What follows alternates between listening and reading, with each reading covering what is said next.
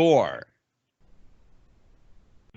Hello, everyone. Welcome to a very special edition of Wrestling with the Future. Today, we're going deep into the writer's room. I'm your host, Angelo DeCipio. I'm joined today by a very dear friend and a brand new guest. Joining me, our friend Nikita Breznikov. Nikki, how you doing, my friend? Good morning, everybody. It is indeed morning in Seattle, way out in the Pacific Coast. North of Seattle. North, please. North of Seattle. Yes. I'm so sorry, Nikki. I'm in the gulag. Yes. And joining us, a first-timer with Wrestling with the Future. He is boy, to say this man is an author is an understatement. Holy crap. He's got more stuff out than King James right now. I'm going to tell you something. Scott Teal, welcome to the show. Hi, Angelo. How are you? I'm wonderful, brother. This is just kind of and Nikita will tell you, normally I have 3 or 4 other guys here with me. I decided I want to go solo on this one because I really wanted to pick your brain a little bit. And I wanted to get a chance to do something I really don't have a chance to do often, Scott. Okay. And that's to pick Nikita's brain. He's my friend and we talk a lot, but I never got a chance to get into his head. And maybe you can open the door into his head so we can find out why and how and all this this book came to be. So, and that's another reason Nikki's here. So, right. Scott, you know, it seems that anyone who is even remotely interested in wrestling or has a wrestling book probably has the name Scott Teal in their house. You're probably on somebody's coffee table right now or on their bookshelf. And that's probably not an exaggeration. You've authored, at last count that I was able to, and I think it's fairly accurate, something like 340 books. Well, that's a combination books and periodicals, magazines, okay. That kind of thing. Yes. I was going to say, do you ever sleep, brother? A lot of people ask me that. You spend all your time writing. Yeah, you know, I'd have to make a count, but it's not 300, but I would say it's well over 100. Just the books alone, like the ones you put behind you there in the picture, I've got 45 of those, and I got 4 coming out by the end of August. 4 more coming out by the end of August.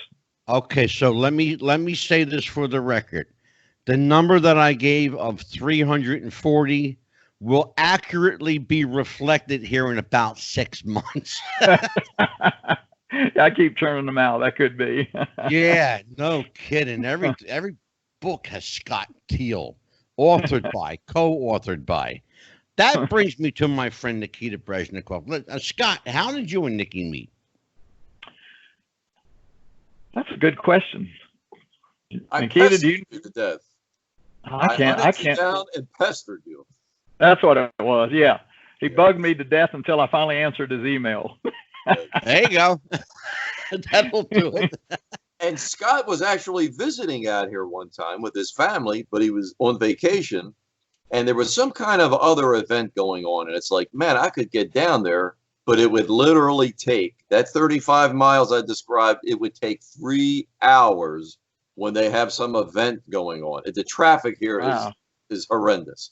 So I said, man, I'll pass. And you guys are having a family time anyway. So I said, I'll catch you when you get back home and you get settled. And that's what we did. Yeah, we spent a whole week with Dean Silverstone. And that's while we were there, we made plans to meet up at his store, Golden Oldies Record Store. And we had, I guess there was 10, 15 wrestling fans. Johnny Buff, old-time Carney wrestler, professional wrestler, showed up. And we just had a great time hanging around Dean's store there. Did you go there's a name from the past. You know, I actually know that name. I'm old. Did you get a hamburger? I'm actually a few months older than Nikita, and I'm like 2 days older than dirt, basically. Wow. You're probably not as old as I am. I don't think you're old as I am. So, well, here's the thing. The interesting thing about Nikita's book, and I read the book, and we've talked about it on the show. It's written from a very different perspective than you're used to writing. People understand that when they have a Scott Teal book, it's generally a biography of a wrestling personality.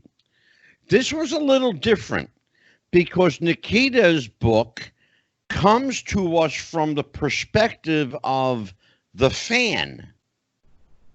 And Nikita, you wrote this book from the fan perspective, and rather than the insider. There was a little peek of the inside, but you generally wrote it from the fan growing up in the Northeast. Yes, and that's where the title, when it was real, this is what made my mind form around this idea. It was like I told the wife, I'm going to write this one day. When I retired from the police department, that's what I sat down and started to do, because everybody I talked to, whatever, lawyers, police, whoever, firemen, wrestling touched their lives. And people on the East Coast, it was WWF. Oh my so God. It's like, man, this thing, it still lives within us. So what it meant to us, it was like, I told somebody, like, tag team championship changes were epic. I mean, that was big deals. When the heavyweight belt would change, the world stopped. So for us, I'm not going to say it was better than sex, but I mean, it was pretty damn close. I'll tell you that. I hear you. I'll put it that way.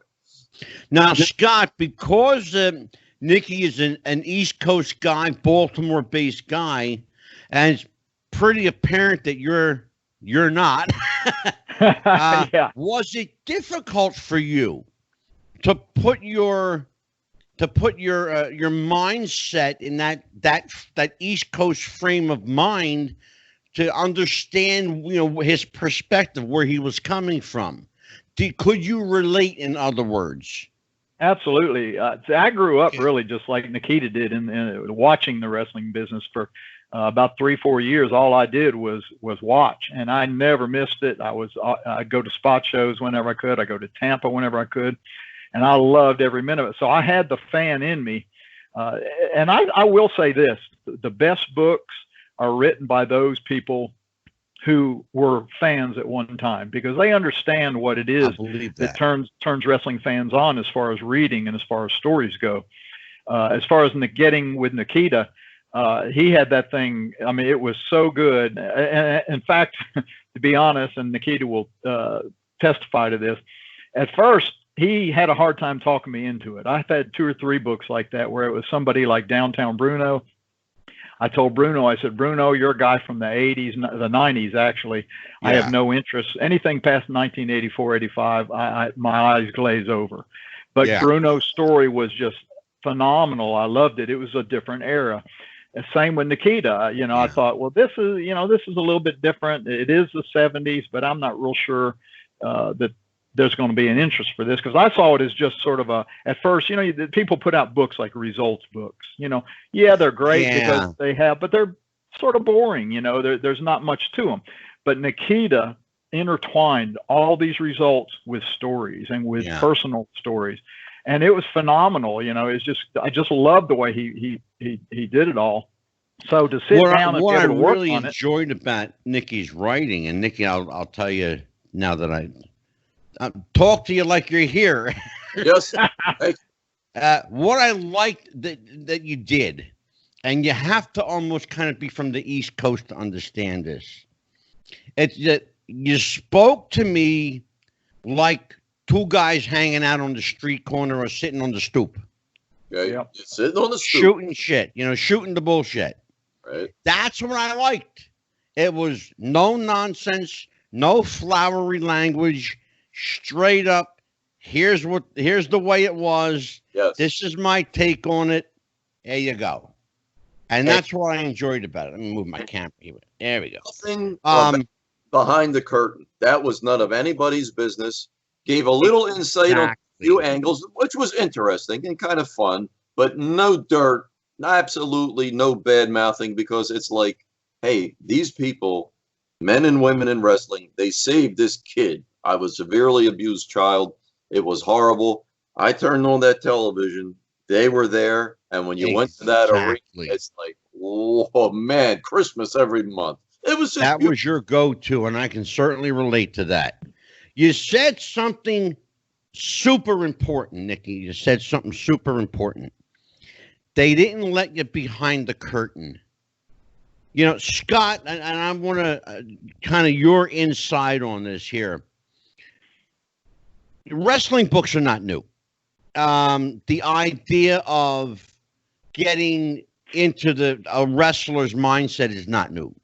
The results books have been around for time in memoriam. When wrestlers started telling their stories, however, back in the 50s and 60s in their books, even then, and I think, Nikki, you'll understand too, even then, they kayfabed you.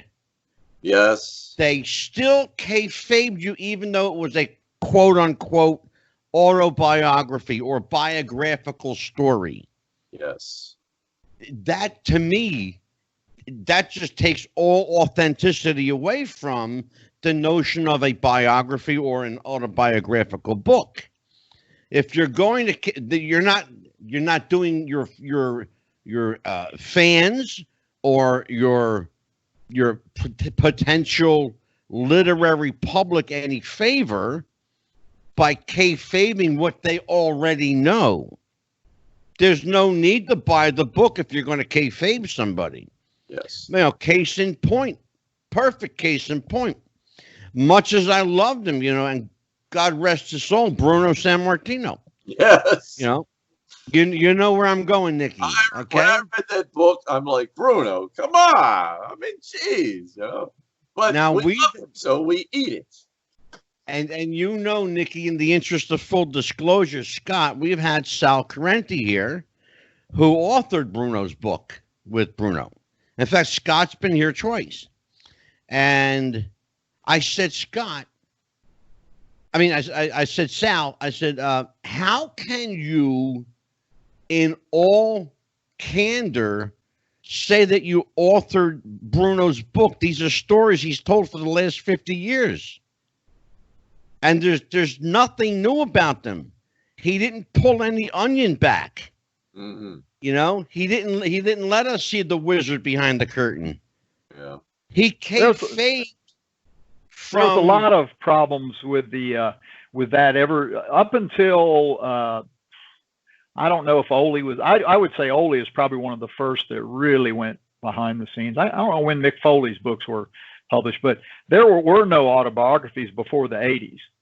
You mentioned the 50s and 60s. There just weren't. Even in the 80s, though, when some of the late 80s, when some of them came out, yes, they were strictly kayfabe. And it wasn't until the 90s that the guys started speaking out. I had a newsletter called Whatever Happened To, and I started out just simply telling stories of the guys. I didn't tell, background, any kayfabe information, but after 3 or 4 issues, and the guys started saying, why don't you tell some of these stories and start telling some of it. So it did begin to come out. And it was, even when I talked to Don Fargo, and that was probably, I guess, 2003. I mean, Don and I had been friends forever. But when I started talking to him about his book, it was going to be a kayfabe thing. He did not want to break kayfabe, and this was in the 2000s. These guys were, and me too. I mean, I was the same way. I worked for Nick Goulas, and I was Nick told me when he brought me to work for him, that's one of the first things he said. You don't share the inside information with the fans. You keep it to yourself. Oh, I'm telling you what, brother. When that's drilled into you for 20, 30 years, it's hard to break out of that. And there's still really, a few guys really is. It really is, but it's kind of it's a slippery slope. It really is. There's the dilemma you reach when you, as an author, and Nikita, I'm sure you went through this too. Just how much to let out. How much do you let them peak, if at all, in some cases. But it's now where everything is kayfabe is all but gone. In fact, let's just call a spade a spade. It's gone. Okay, kayfabe is dead. It's, much as I hate to admit that, rest in peace, kayfabe. Twice already now. It died twice already. It died a death of ignorance, and it died a gruesome death of Anyway, but if you're going to write a book, and if you're going to be trusted with someone's story, and you're going to be trusted to tell that story in fullness and candor and honesty, don't you almost have to have the green light to break all the barriers, to pull down the curtain, to pull back the layers on the onion, and let's see what's at the heart of this person? Absolutely. Sorry to jump in, Nikita. I should have let No, you go. Scott. But one of the first things yes. Yeah. Yes. One of the first things I cover with a guy when we start talking about a book is I tell him directly, I say, we're not going to hold anything back. I said, if we're going to do a book, then we're not going to do a book about a kayfabe type book. I said, because everything's already out there. And the guys, once in a while, I have a guy, they'll say, yeah, but I hate to do that. I said, hey, there's nothing left that isn't already known. You're not going, you're not going to keep any secrets because, you mentioned, Angelo, a minute ago, the slippery slope. Well, we're at the bottom of the slope. In fact, we're off the bottom of the slide. There's no kayfabe whatsoever. And that's one of the things that's important for a writer. The writer needs to be upfront with the guy right at the beginning and say, listen, this is going to be a tell-all book. And I go so far as to tell people this. Jody Hamilton told me one time while we were doing the interview, he says, I got this story about this guy, but it'd probably get him divorced or it's hurt his family, make his family feel ashamed. I say, Jody, what I want you to do is tell me everything. I don't care how bad it is, whether it'll get a guy killed, divorced. I want you to tell it to me because here's what we do. Instead of losing a good story or a great story possibly, what we do is instead of saying Nikita Breznikov had 6 girls in his room one night at the Holiday Inn, we say, well, there's this wrestler one night at the Holiday Inn. He had 6 girls in his room. We aren't putting anybody on the spot. We tell the story. You get that great story, so you don't lose anything. So that's what I tell all the guys. I say, I want you, and anything we do, you'll get final approval on. You'll get to read it. And if you say, I'd rather this story not be out there, then we won't put it in there. So if you have all the information, if you have, here's my, because I've written 2 books. And here's the way I approached it. And I am by no means an author, believe me when I tell you. I had a lot of help just spelling words, okay? But me here's too, the thing. man. There's my guy right there that saved me. He did. I'll say that for everybody. I couldn't have done that without Scott Teal. I still laugh. I got a book. You got to be kidding. I hated school. I was terrible. It's like, I wrote a book. Get out of here. I just tuned up what you gave me. You did a great, absolutely fantastic job. And all I had to do was tune it up. Thanks, guys. Yeah, and I understand that. Like I said, I am by no means an author. Like I said, I had to get help spelling words. But nobody knows your story better than you do. And I've always been of the mindset that put everything in it. You can always edit out, but it's real hard to edit in. Yeah. That's what always been my rule of thumb. And I continue to write. The great Jack Webb used to say, the names are changed to protect the innocent. So it just said, you don't know who it is, but the story is there. Exactly. That's a real good point, Nick. It's a real good point. Scott, have you ever actually had to do that with someone's, life story where you had to change names? Oh yeah, places, I just don't use a name. I just say a wrestler or this guy. There was this one guy one time he did this or he did that. That's happened a lot of times. There's so many good stories, and do you ever? It is true. You don't want to hurt anybody. You don't want to hurt their family. You don't want to hurt their their wives or anybody. Well, do you ever run into what I call National Enquirer syndrome? Where you know where I'm going with this, right? I guess. Hit me with it. All right, here's where I'm going with it. The National Enquirer syndrome is this. A reliable source said, a friend of this person said. We have it on good authority that this person's second cousin once removed on his husband's side said. Yeah. You know where I'm going with that? I've been there, and in the wrestling, I mean, it may be that way in every sport. Anybody writes an autobiography, but in the wrestling business, you never know whether a guy's telling you the truth or not. I mean, all the guys were great shooters. That's the first thing you'll learn. You know, they're all the best. They're all hookers.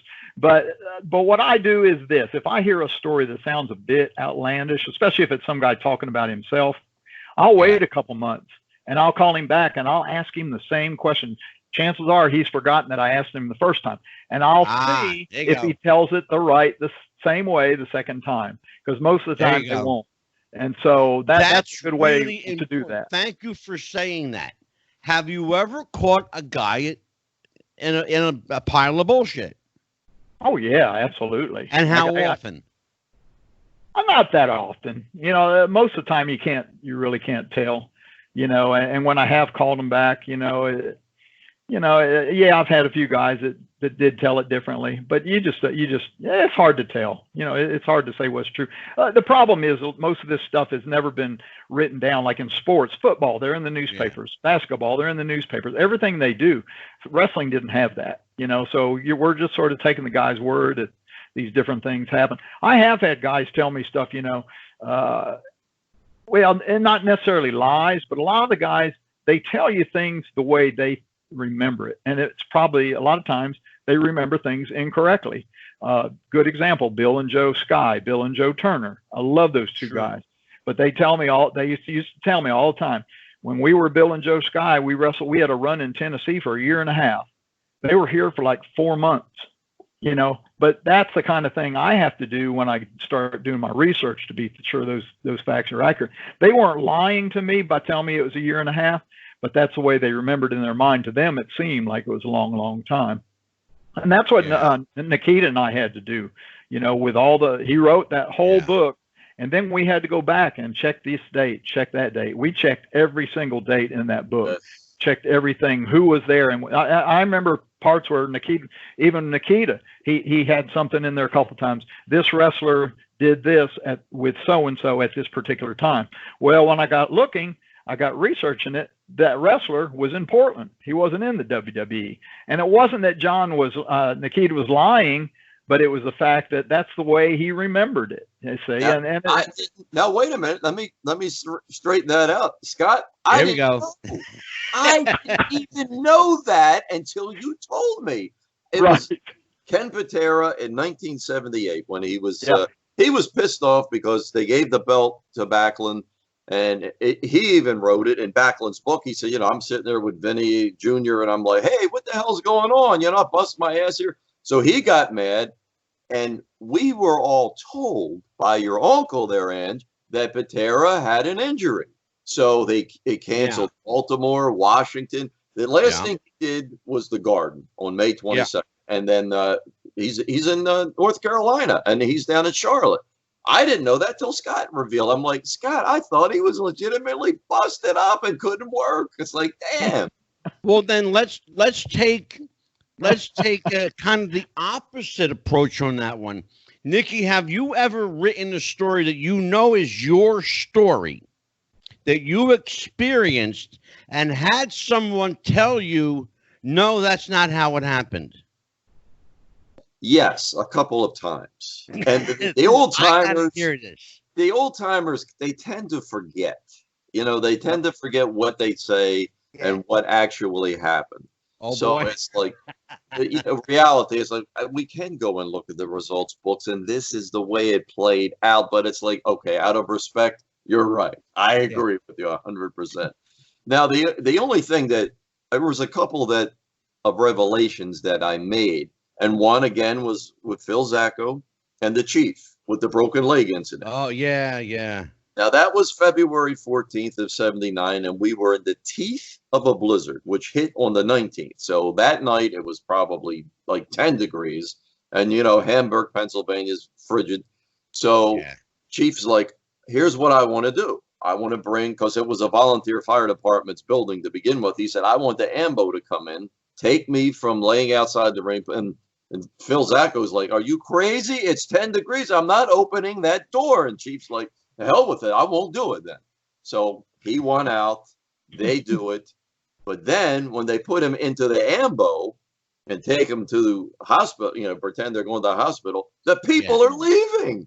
All right. Yeah. People are, it's like, oh my, they're so into it, which is what we always talk about. They're going to go follow the ambo to the hospital. So it's like, now what the hell do we do? Oh, we go to the Reading Hospital. It's like, geez, unbelievable. But see, then I had somebody recently tell me, well, they knew that was good. They were going to go to the hospital and they were going to take pictures there. But it's like, that's not what Chief told me. So I don't believe it. I believe Chief's version, because it probably would catch them off guard. It's like, here, everybody's following us, Nikki, when it was real, that's what they did. Yes, sir. You better believe it. That's what they did. Told Patera. They bought into it. They bought into the suspension of disbelief.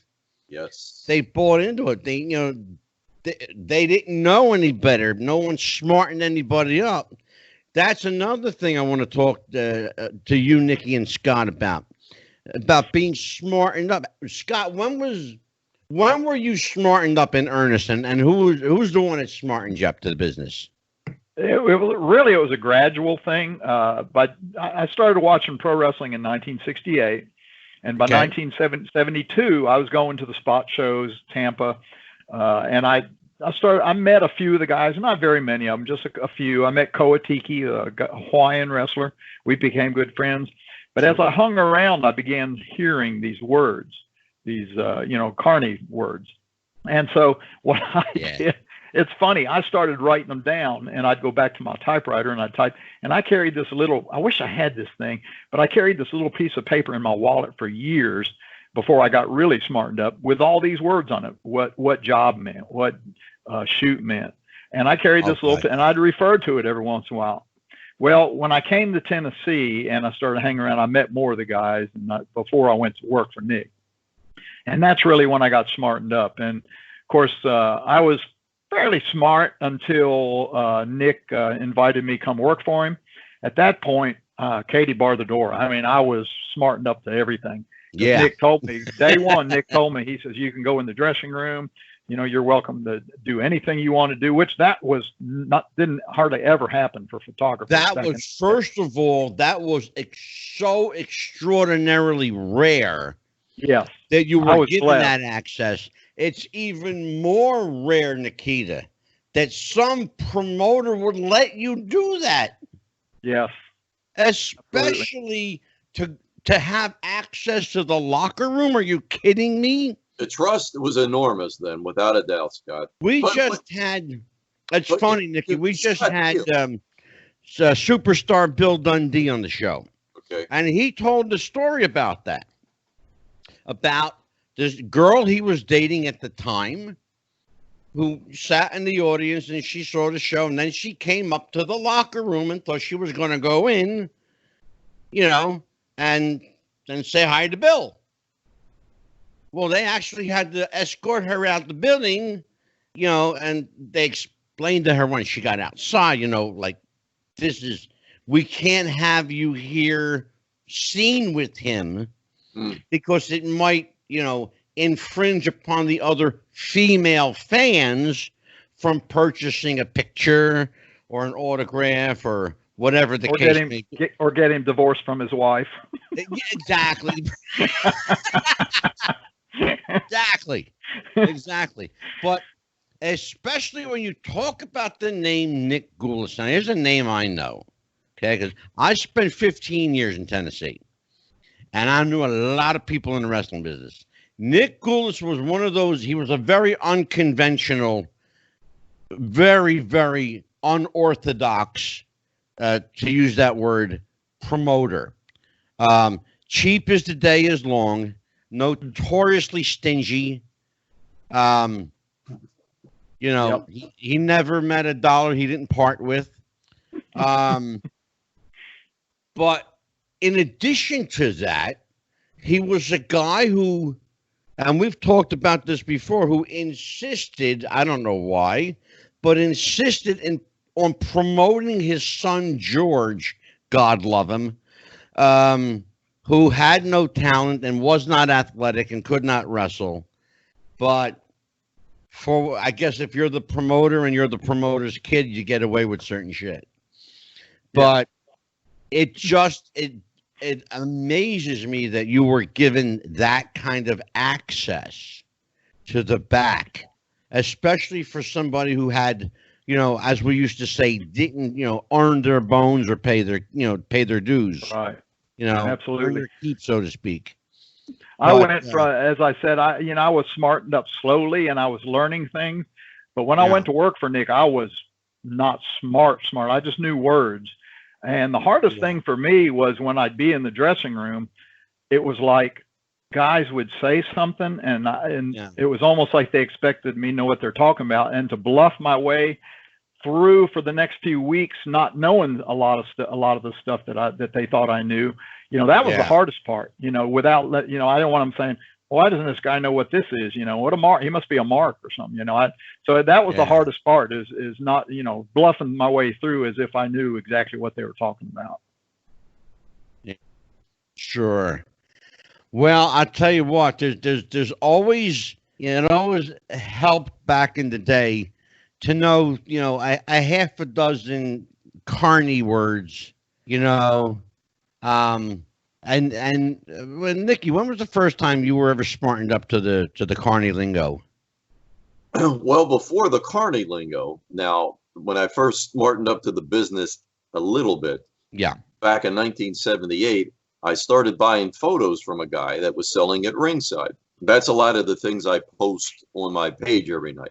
People, I think I took them like, you got to be kidding. I wish I had that gift. Those are professional photos. I bought them. But then I become friends with this guy. So he starts giving me information. He tells me about Peter Maivia's heel turn coming up. And I'm like, yeah, okay. I was like, Peter Maivia, he's the nicest guy in the world. This isn't going to happen. This guy must be goofy. But I tell my friends, and they're like, get out of here. That's not going to be. And then we're starting to watch it. And it's like, I'll be damned. This guy was telling me the truth. Yeah. Then, he starts telling me about some other things. But I'll tell you what, nobody knew about Hogan. That Backlund was going to lose. They knew Hogan, but they didn't know Backlund was going to lose to Sheik that night. That was quiet. Nobody saw that coming. But did the photographer use the term heel, or did he just say Peter Maivia is going to go bad? He didn't use the term heel. He just said he was going to become a bad guy, was what he said. Now, when I learned all the lingo was when I walked in the door with Nikolai. And then, even then, it was still like, picking up, because I said, Nikolai, I've been watching wrestling 20-some years. I know everything. And then it was like, oh, boy, what a nitwit I am. I had no clue. And just listening to what people say, like you're talking about, Scott, you're trying to absorb these words and what the hell they're talking. It's like signals in baseball. Man, is that a curve coming or is it a fastball? You got to know what's going on. Yeah, exactly. Hey, I remember one time we were doing the promos, like Wednesday afternoon. We used to go to the TV station do the interviews, and Len Rossi was filling in for Nick. He was doing some of the promos, talking to the rest. He'd ask the wrestler what they're going to do the next Wednesday night, how they feel about their chances in the match. And Len says, and I can still hear him say this. He says, "You've been around this territory for a long time. What do you think about so and so?" And man, I'm telling you, when that interview was over, Nick Goulas came out there and laid into Len. Don't ever use the word territory. That's one of our words. We do not call this a territory. Call it the wrestling area or something. I'll never forget that. But that's how strict they were back then. You couldn't even use the word territory, in that case. Another story. Before I learned one single carny word, I was green as grass. I called Coach John Heath in Sarasota. He coached the Cardinal Mooney wrestling team. Yeah. And I told him I'd like to do an interview for one of the magazines, Big Book of Wrestling. He says, yeah, come on over. So I went over with a friend of mine from Chicago, Mike Navarra, and we're sitting there with John Heath. And I asked him something about Dr. Blood. We were talking about masked wrestlers. And I said, there's been a lot of masked wrestlers through here, and I find out who they all are, but I never knew who Dr. Blood is or was. And John Heath looks at me. He says, I mean, he looked me dead in the eye. He says, well, he said, are you guys smart? And I said, and you know, I went through my mind. I thought, well, yeah, I get A's and B's. You know, that's exactly what. And I said, oh yeah, we're smart. And he went ahead and told us. You know, it was Dale Lewis. You know, but it's the funniest thing because I thought he meant, you know, are you smart? You get good grades, and yeah. But that was the first time I think I ever heard a wrestling term used.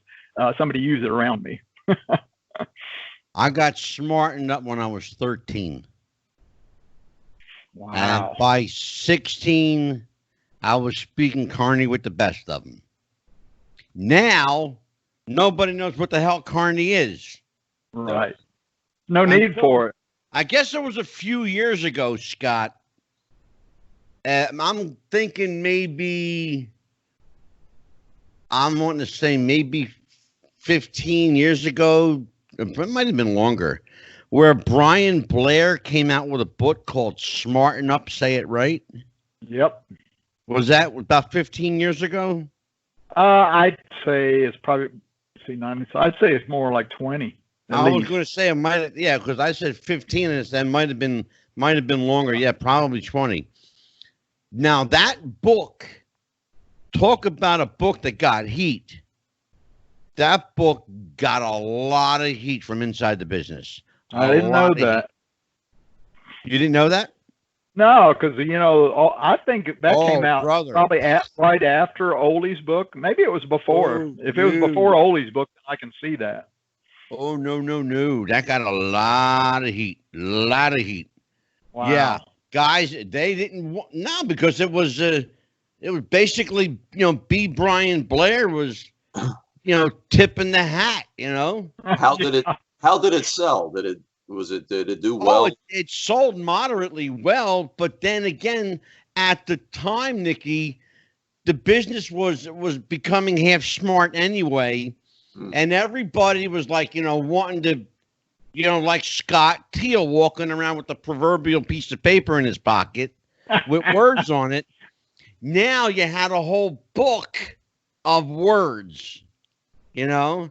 Now, yeah, and the fans loved it, you know, and it sold moderately well. But the boys in the back, none too happy with B. Brian Blair after that, because Brian got a lot of heat after that, a lot. I just looked it up. It was 2001, so 19 years. You were close. Yeah, I was going to say I'm usually pretty good that way. Yeah. But it talked about how to speak Carney, and it didn't just give words. God, yeah. It had, sure. You know, how to speak it, everything. That's exactly what I'm saying. You know, that was the one last vestige that the boys claimed as their own. Carney was their language. Yep. You know, it was handed down from carnival wrestling to big time wrestling. That was the one thing that we had that was ours. Oh, yes.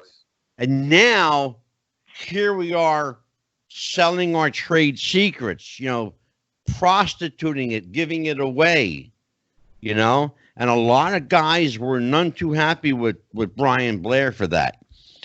But along those lines, there have been other professional wrestlers over the years, retired, some still in the business, who have, for whatever reason, personal gain or personal grudges, whatever the case may be, decided to not only tell their story, but while I'm at it, let's just tell this person's story too.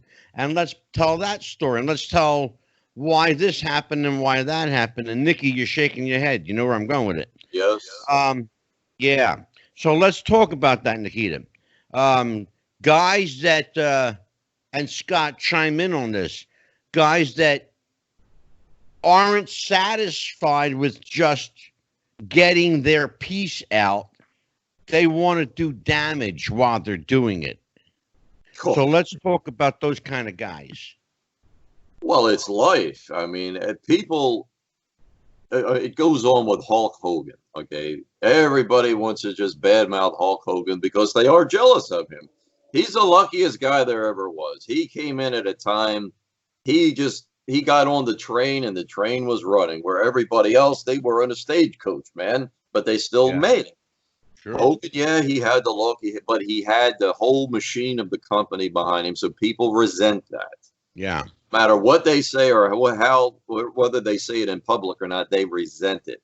So sure, the venom's always going to come out. A lot of people spell ego with an I. You know, look at me, look at me, look at me. And it's just like I always hear, I sold out the building. I sold out the building. They all sold out the building. It's like, you know something?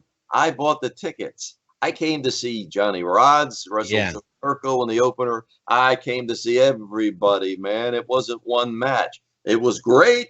Like when Chief and Valentine were going to go at it, but we wanted to see everything, man. That was what it's about. But exactly, you can't get guys to just let go of, hey, I had my time and I was mid card, and that was great. Well, and Nikki, let's stop right there, Nikki. That is a perfect segue. It's a perfect segue. A guy, and I got a lot of examples of guys that wrestled long past their prime, guys that should have, you know, left the business 20, 30 years ago that are unfortunately still around. Scott, have you had those moments where you had to kind of put your foot down and not write someone's story and refuse someone's story because of either like Nikki said, the ego factor or the look at me factor or the what about me factor? Have you had to do that? No, I haven't had to put a whole book aside and say I wasn't going to do it. I mean, I did refuse to do Van Vader's. We talked about it and we planned to, but he got sort of nasty because I couldn't get to it when he wanted. And I said, screw it, I don't need it. I said, you find another publisher. I said, I do a lot of work for you guys, and I'm not going to waste my time. So in the interest of full disclosure, Scott, that's the person I was actually going to mention, but I'm glad that you said his name rather than I. Absolutely, yeah. And I even sent him a little recorder. I said, get started. I said, go ahead and start recording. I sent him questions. I said, get started on these questions. Just start talking into the recorder and tell your story and verbally, and then you can send it to me. I'll take it off. I'll type it up. He didn't even do that. Instead, he wanted to tell me it had been 6 months, and I hadn't even called him to get started on the book when I had told him it was going to be a year before I could even begin. So I just left it at that. But as far as anybody else, I have had guys that get into the ego thing. I did this, I did that. But you know what I do? I just leave it out. Because when they read the book, they don't remember what they told me. You know, they don't think, oh, wait a second. I told him that I sold out Madison Square Garden 6 times and they were hanging from the rafters and the guy had never been outside of Tennessee. Well, you know, I just don't put that story in there. He doesn't think about that, you know, so, or I'll pare it back a little bit, you know, I'll say we had really good crowds or something, you know, but no, I never worry about that. I just leave stuff out, you know. I'm going to share a story that I've shared on the show before. I've never told Nikki, and you, Scott, have the benefit of hearing for the first time as well. You all know ECW's hardcore guy, New Jack, right? Of course. Right. Well, New Jack stayed with me for 2 days. He was here because I was going to write his book for him. Okay. The book was going to be called You Don't Know Jack. Good. Okay. Good question. That's a good title. I came up with a great title. I had it, you know, trademarked and, you know, copyrighted. I'm sorry, not trademarked, copyrighted. And I was beginning to, and I had a notebook this thick. And he and I talked and we had this dialogue going on.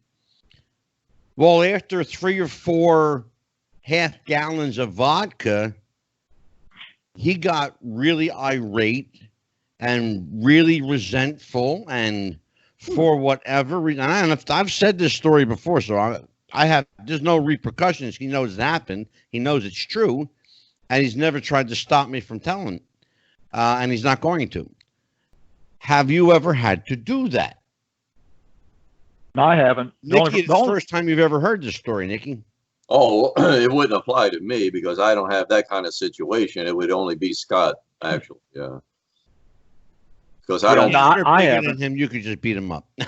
That's true. Yeah, no, I haven't had that situation. The only legal problems I've had came from Rocky Johnson after I wrote his book, and that was a whole rigmarole there. That was just a bunch of biggest bunch of mess. You know what? There was a story, and you know what? I have you here, so let me get it from the horse's mouth. The story circulating at the time was that the furor over this book caused you and Rocky a falling out, caused you a falling out with the Cauliflower Alley Club, et cetera, et cetera. Can you set the record straight, please, so I know that I heard it from you? Right. No, I had left the Cauliflower Alley I left the Cauliflower Alley before the book was actually published. Okay. Just problems with Brian Blair. I won't say any more than that. You don't want to hear about it. Understand. There's places you can hear about it. But I left the Cauliflower Alley completely. I left there. I had done Rocky's book. I spent it was about 5 months writing his book. I even wrote Dwayne Johnson's foreword. I wrote everything. So after, what happened was, there was a Canadian company that published at ECW Press. They wanted Rocky on the contract, and if I was going to be on the contract, they couldn't give us the advance that they were giving us the biggest advance they had given anybody. Yeah. Well, if my name as an American was on the contract, they couldn't do it because part of that advance was coming from the Canadian grant from the Canadian government. So it had to be strictly a Canadian author. So I called Rocky. I said, "What do? We want to get this advance." He says, "We'll just go with it. Let me sign it. And whenever I get a check, I'll send you half." All right. I get the first 1/3 of that advance. He sends me a check. Weeks later, I get a letter from his lawyer, John, is it Calvin, that writes these comic books, wrestling comic books? He sends me a letter saying I am owed nothing else on the book. And then shortly after that, I get a letter from another attorney from Rocky that says that if I don't sign over complete authorship to the book to Rocky, where I have nothing to do with it whatsoever, they're going to sue me. Now, I couldn't have cared less about the money. I mean, yeah, I'd like to have it, but it doesn't bother me. I'm doing well. I've got a good pension. It's not like I have to have it. But the fact that Rocky did that after I spent 5 months of my life writing his book, that he did nothing except answer my questions. Yeah. But that wasn't the falling out. The problem, the reason they pulled the book from the shelves was because Rocky Johnson gave ECW Press so much crap, so much garbage about one thing or another, that they finally said, "We're going to pull it." Now, they spent thousands and thousands of dollars producing it, printing it, getting it into bookstores, and they did a recall. So the problem was Rocky all along. And you know why Rocky had the problem with me is because Brian Blair got him in his ear and told him lies about me. And I've got it on a voicemail from Rocky where he called and apologized, said he should have never listened to the boys because they put all this stuff in his ear. And of course, that was before I got the second letter from the attorney. So yeah, it was Brian that got in his ear and turned him against me. But that had nothing to do with our falling out or the book being pulled from the stores. The book got pulled from the stores because Rocky was just a jerk. May he rest in pieces. Yeah, I understand. The fact that Rocky is also Canadian by birth didn't hurt his cause, and certainly did nothing to help yours. Right. Look, the work is the work, you know. If you put the work in, you get paid for the work you do. I'm a big believer in that. I'm sure, amicable agreements could have been made that did not have to result in that. But greed is a funny mistress, especially money's a funny thing, especially when you don't have it, and Rocky didn't have it at the time. No, when this happened, Rocky was getting $1 million a year from his son. His son bought him bought him his houses. He paid for his maids. He paid for landscapers. He bought him already prepared meals delivered to their house every day. Rocky had no need he bought him cars whenever Rocky needed a new car. He had millions of dollars, and yet he chose to screw little me out of the little bit of money we got. That's amazing, because here we are, we're being told that he had nothing. And you were being made out to be this, this evil, dastardly kind of, Schneidly Whiplash character, Right. rubbing the hands, just tasting the money in your fingers, Right. trying to beat him out of his measly pension. Well, Right. come to find out, he was doing a hell of a lot better than you. And I didn't realize, because quite frankly, I bought into that narrative, that he had nothing than, the proverbial pot to piss in or window to throw it out of. Oh, you ought to see his house. He had a beautiful house in Fort Lauderdale. We went down, visited him for 2-3 days, and scanned pictures. Well, I know that his son Dwayne spent a shitload of money on him. That I know. Yep. That's well documented. Yeah. Because as much, and Nikita, this, guys in the wrestling business, they're not the swiftest guys in the world with a buck saving $1. They're not the swiftest, and unfortunately, to say they're not the most honest from A to Z.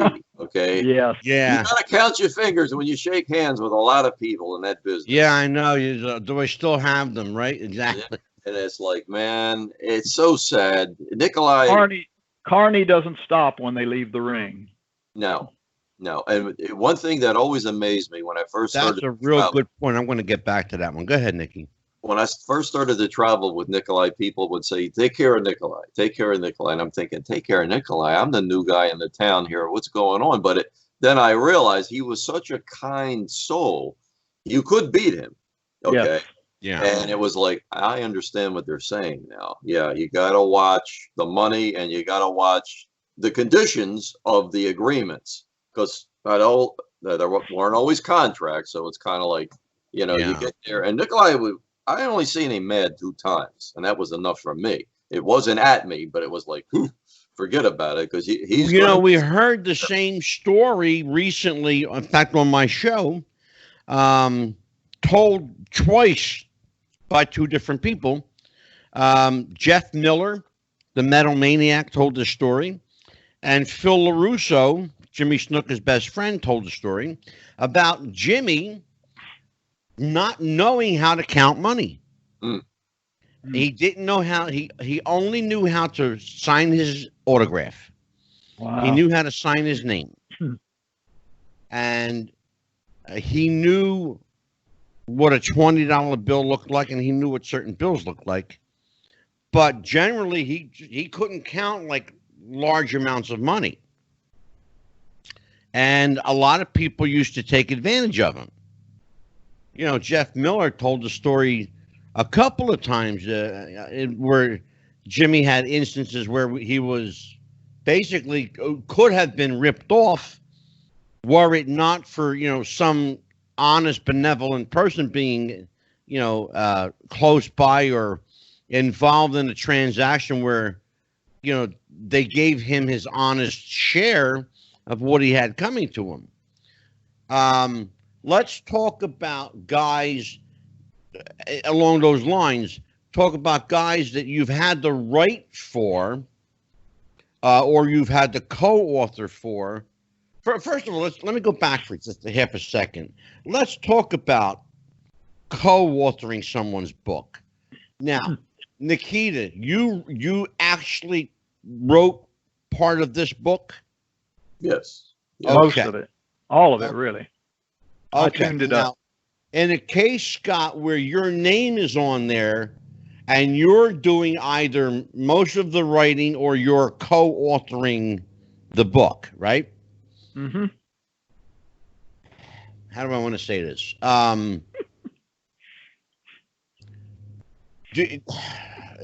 trying to be polite about it. Well, let me give you this. In my case, like Scott said, the key to this reads like a police report. I had the meat of it there, but when he says he tuned it up, I gave him 500 pages, so it would have been like it was outrageous. Yeah, well, and I'm glad you did that, Nikki, because I was trying to be delicate. I was trying to be what's the word, diplomat. I was trying to be. I'm not a fucking diplomat. I'm sorry. I tried to be diplomatic, but thank you, Nikki. You knew where I was going with It this. was like a broken window. I brought the glass to Scott. He framed it and put it in there, and then everything was fine. There you go. Okay. Now, have you ever had somebody try to reframe your glass for you, Scott? No, not really. Everybody really, the guys I've written with have been real happy with what I've done. There's really only been a few people that have written a book where I would almost take it and just publish it like it was. Nikita's one of them. You know, he's a good writer, despite what he says about not liking English and all that stuff. He did a great job. I always put it. I let these guys send me a melody, okay, and I take it and I add all the orchestra parts to it. I sort of that is a make it a symphony. Great analogy. It's like writing a song. Right. That's like being a songwriter. Absolutely. That's beautiful. I tune it up, write the harmony, make the symphony out of it. You know, that's my job. And that's what I do best. In fact, I've told people I could probably, but I couldn't sit down and actually write a book myself. But I can take what somebody else does and I can make it sing. I mean, that's just my strength. I'm not bragging, but that's just what I do well. You know, believe me, I understand that all too well. In fact, the other night, I had Vince Russo here along with Mike Williams from the Sage of Quay Radio. We were doing a show on the death of Paul McCartney. And I had these two rather large books. Each book is in excess of 670 pages, called The Memoirs of Billy Shears. And trying to have an hour and a half conversation about a book that's 672 pages, but now you've got two books in excess of 670 plus pages. Wow. Is an opus. Okay. I'm trying to make this a pocket novel, you know, this conversation I'm having. But it's not to be because the subject matter is so broad. Have you ever had to deal with that where the subject matter was so broad that trying to bring it into perspective was hard to do? Not really. Really? Most of my books have been done by my questions. You know, I'll interview these guys 60, 70, 80 hours worth. And then I sit down and just sort of, and so I've got an outline that I follow, you know, so it generally doesn't move off from wrestling a whole lot. You know, I do hit their childhood, and because you know what they learned as a child and things they did as a child, that often interprets into their adult life. You know, you learn things. So no, most of it we stay on wrestling, and then we get into what they did after the business, and we don't even go, you know, real deep there. So I've never had a problem with that. They've always stayed pretty focused. It can be a very tangled web indeed to weave, writing a book, but then add the drama and the complexities of the world of pro wrestling on top of it. Truly, I mean this. God bless you when I say this, you know, and because it's not an easy task. I've written 2 books. I can tell you. Again, I'm not an author by any stretch. Quick plug, though. My first book was called Psychic Fingerprints, A Life's Manifesto. And my second book was called Stay Tuned, A Psychic Look from the Theological Perspective. Very good. So, the children's books? Not hardly. Not hardly. Nah. But I'll tell you what, now Scott and I never had a crossword throughout all of the. No. There was fact checking. Oh boy, I think we wore each other out, but it had to be done because my God, yeah. Well, now email. Because most of the information in your book came from you, your ability to cross-check facts was fairly simple. I'm assuming, right? Yes. No, not in wrestling. Oh, no, you're getting a yes and a no. Oh, now, what are you talking about? Match results. Oh, I mean, in general terms of the factual basis of your book.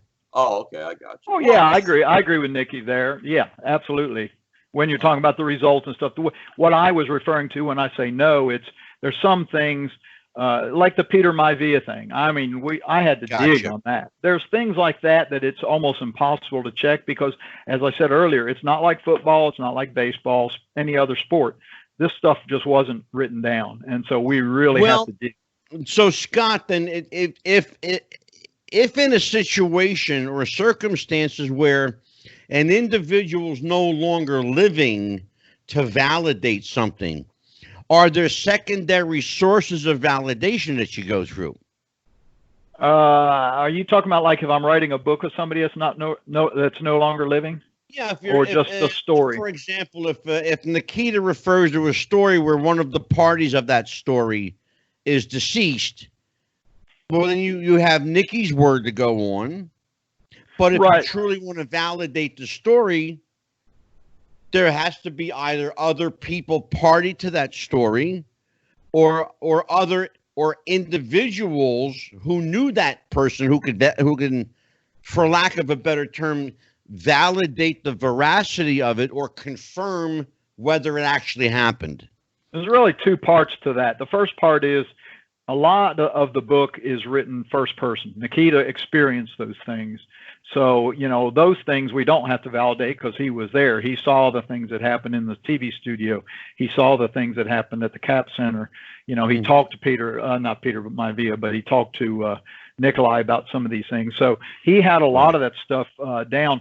The other thing is, there are stories that he couldn't verify that one of us had to research somewhere. I went a lot of newspaper archives. I pulled out old Wrestling Observer newsletters. Okay. A lot of times the Wrestling Observer, of course, that only goes so far back. But then you had, you have the obits in the Observer, old newsletters that I've got from the old fan clubs. So there are ways of checking, but there's a lot of the personal stories. No, you can't. There's just no way to check them, and unless it's a bad story, I would, have no hesitation to go ahead and send it. Scott, had you thought about it? And had you known me back in the day, validating, verifying, affirming all the information you wanted would have been just a phone call away. Because I know Bill Apter, and Bill Apter knows everything. Yeah. There you go. Bill knows everything and everybody. He can tell you what happened back in 1951. Yeah. Because he was probably there and he probably took pictures. Yeah, I love Bill. We all love Bill Apter. Uncle Bill. Oh yeah, he's the. I'd make jest, but I would love Bill. He is really. There's a man that's a treasure trove. Yeah. Well, speaking of, I'll tell you what, we barely scratched the surface of this one, but we only have an hour for this episode. Tonight I have part 2. This is the writer's room. This is part 1 of the writer's room with Scott Teal. Join us later this evening with part 2 of the writer's room. Kenny Casanova will be with us tonight, along with Dan the Man Sebastiano, my co-host. I am flying solo on this one. Want everybody, I'm going to move my microphone here. I want everyone to check out. Look at this. Scott, I got to get you one of these. Nikki, I got to get you one too. Look. Please. Yeah. I love it. Beautiful. Wrestling with the Future t-shirts. Can you see Mike? Can you see what my t-shirt says? Yeah, I have CDO like it's OCD.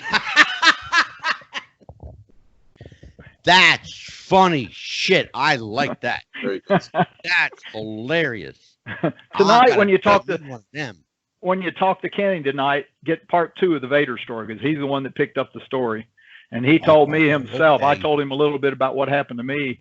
And he told me himself, he says, it was not an easy process working with Vader. He says, it was like, I got to tell you, I have heard, I've heard horror stories about Leon. I really have. They range from he was the greatest guy in the world that would give you the shirt off his back to he was a son of a bitch that didn't care about nothing but himself.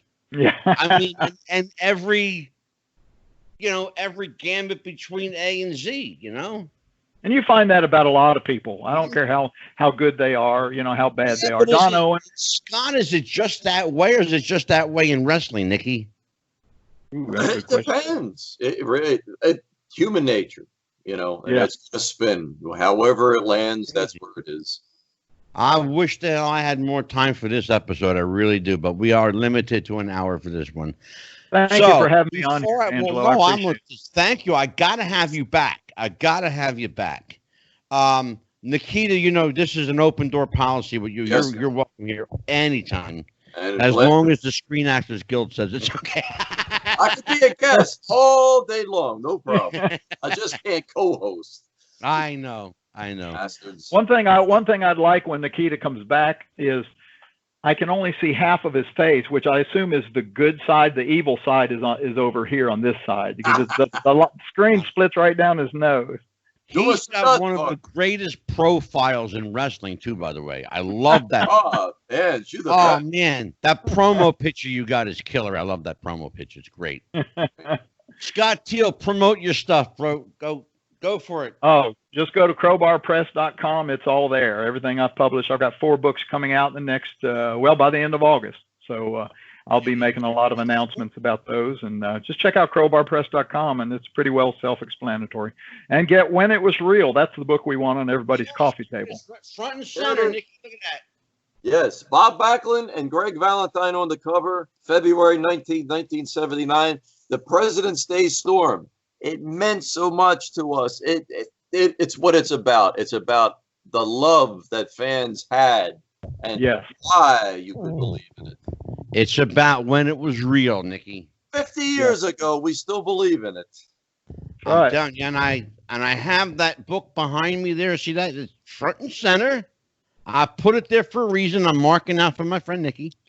Thank you, sir. And I wanted everybody to buy his book. And I have one.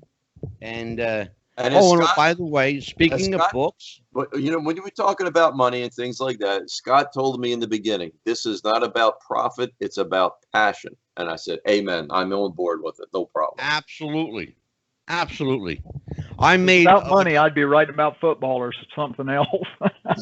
Brother, let me tell you something.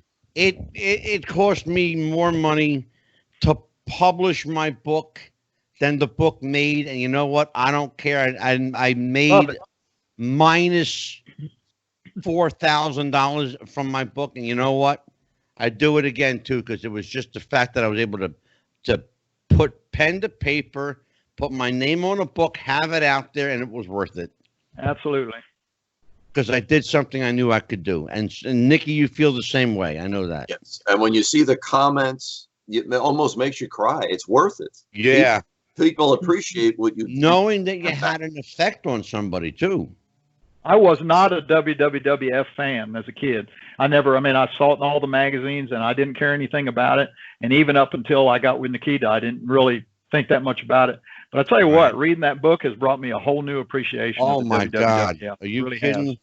That's great. I learned a lot. It's just as a side note, Scott, my co-host on the show is a guy named Dan Sebastiano. I call him Dan the Man. He's from Norfolk, Virginia. He said to one of the guests I had on. In fact, Nikki, I don't know if you might have been on the show, Nikki, or it might have been either Nikki or Doc Diamond. He said he asked the question, why is it that so many great wrestlers, stars, came out of the Northeast?